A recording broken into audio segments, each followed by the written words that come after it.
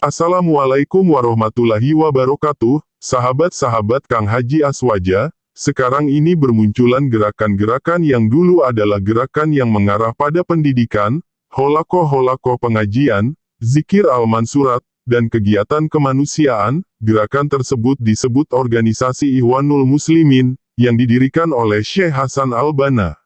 Bagaimana perjalanan Ikhwanul Muslimin sekarang ini?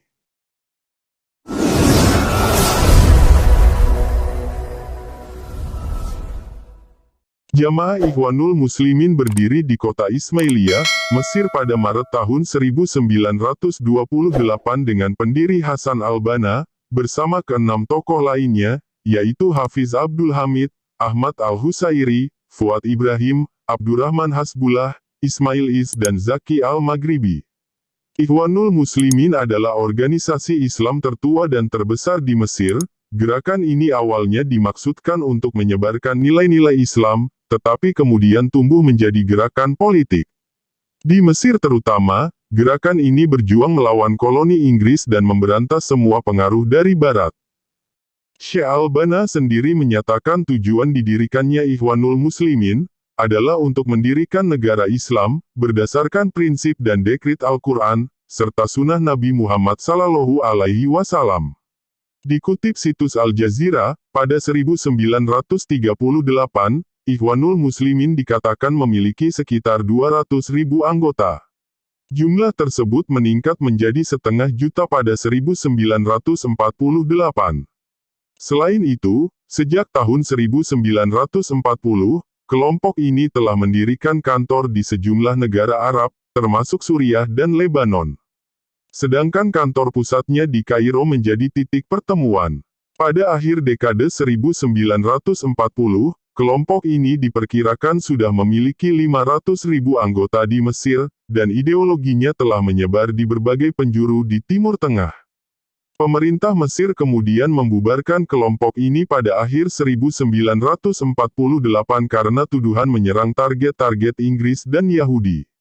Tak lama berselang, Ikhwanul Muslimin juga dituduh membunuh Perdana Menteri Mahmoud Al-Nukrasi. Syekh Al-Banna mengecam pembunuhan itu, tetapi dia sendiri kemudian tewas ditembak, setelah Syekh Al-Banna wafat kepemimpinan diambil alih oleh Sayyid Qutb.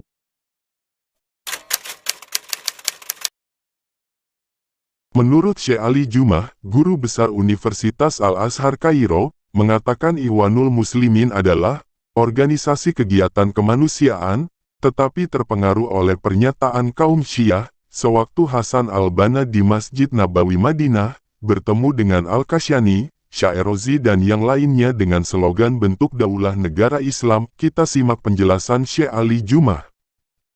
الإخوان هم هؤلاء الذين صنعوا جماعة على يد حسن البنا. في البداية كانت جماعة دعوية، كانت جمعية ككل جمعية تسعى إلى نشر الخير بين الناس، تهتم بالتعليم، بالصحة، بالتكافل الاجتماعي، أشياء مشروعة. فإذا أخذت الدولة أرغمت المجتمع على الشريعة. هكذا انحرفت الجماعة، فعمل الجهاز السري الخاص، وهذا الجهاز الخاص ذهب فقتل سليم زكي، وقتل أحمد الخزندار، وقتل أحمد باشا ماهر، وقتل محمود باشا النقراشي، وحاول قتل إبراهيم عبد الهادي، وحاول قتل حامد بيك جودة، وحاول قتل عبد الناصر بعد ذلك في 54. وأن يقاتل الصهاينة اليهود في فلسطين، وقد قاتل فعلا اليهود، لكنه للأسف رجع على المسلمين فقتلهم. Bagaimana menurut Dr. Buya Arazi Hasim tentang Ikhwanul Muslimin, bahwa Hasan Al-Banna tidak direstui oleh gurunya mendirikan organisasi karena gurunya punya firasat kurang baik, tetapi Hasan Al-Banna ngotot mendirikan sebuah majelis, akhirnya terlaksanalah dengan organisasi Ikhwanul Muslimin. Simak penjelasannya Buya Arazi Hasim. Lalu dibubarkan itu oleh gurunya, dia buat gerakan baru, disebutlah Hay'ah Ikhwanul Muslimin. Ya, yang ditubuhkan, diasaskan tahun 1928. 1928. Artinya baru, ya? Baru. Syekh Hasan Al-Banna karena dia orang karismatik, punya akhlak yang bagus, meskipun sudah ditahzir oleh gurunya, dia berpikir, dia berbeda dengan gurunya. Apa katanya? Saya punya pemikiran lain. Maka dia teruskan pergerakannya, dia buat liqa-liqa, halaqah-halaqah, mabit dan zikir pagi sore. Banyak pemuda-pemuda yang tidak belajar ilmu agama mendalam pun ikut, bahkan beberapa yang sudah mendalam pun ikut. Di depan markaz dakwahnya, dia ditembak mati oleh orang tidak dikenal. Mati. Benarlah kata gurunya, kamu jangan lakukan itu. Jadi gurunya bukan benci dia, tapi gurunya sayang dia.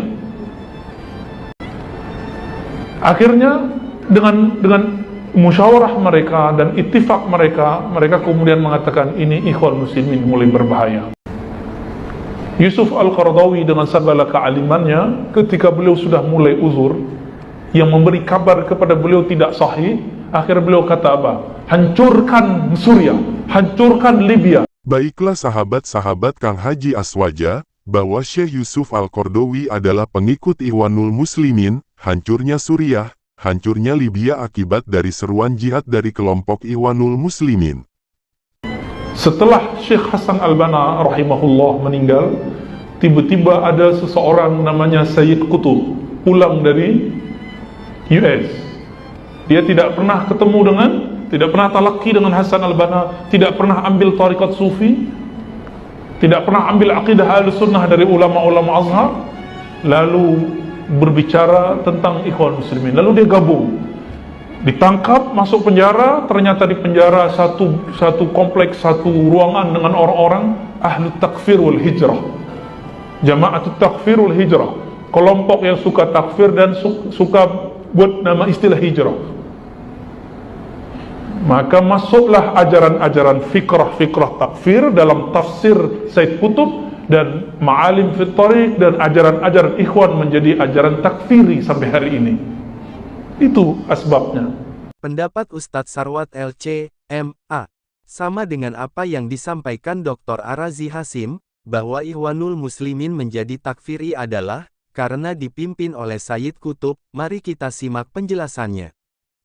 Kenapa? Karena Sayyid Qutb itu juga bukan orang binaan Hasan Al-Banna. Jadi Qaradawi itu kan muridnya langsung Hasan Al-Banna gitu kan. Kalau Hasan Al-Banna beliau memujilah habis-habisan gitu. Tetapi kalau Sayyid Qutb beliau maki-maki habis-habisan. Kenapa? Karena yang merusak dakwah ikhwan itu adalah Sayyid Qutb. Bertanggung jawab dia, yang berdarah-darah tangannya, yang bikin pemahaman takfir gitu ya. Tanzim sirri, apa gitu-gitu semua itu si Sayyid Qutb itu. Jelas sudah sahabat-sahabat Kang Haji Aswaja, mulai dari Syekh Hasan Al-Banna, yang tidak mendapat restu dari gurunya, lalu Hasan Al-Banna berakhir dengan tragis, muridnya Hasan Al-Banna yaitu Syekh Yusuf Qaradawi, menyerukan jihad berperang melawan pemerintah Suriah dan Libya.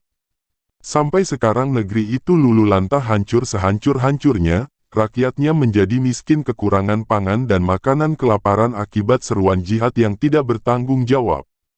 Di akhir organisasi Ikhwanul Muslimin dipimpin oleh Sayyid Qutb hingga sampai sekarang, maka ajaran Ikhwanul Muslimin adalah ajaran yang terlarang. Dan di Mesir ajaran Ikhwanul Muslimin sudah dibubarkan. Semoga kita selalu diberikan petunjuk agama ajaran yang benar. Wabil taufik wal hidayah. Wassalamualaikum warahmatullahi wabarakatuh.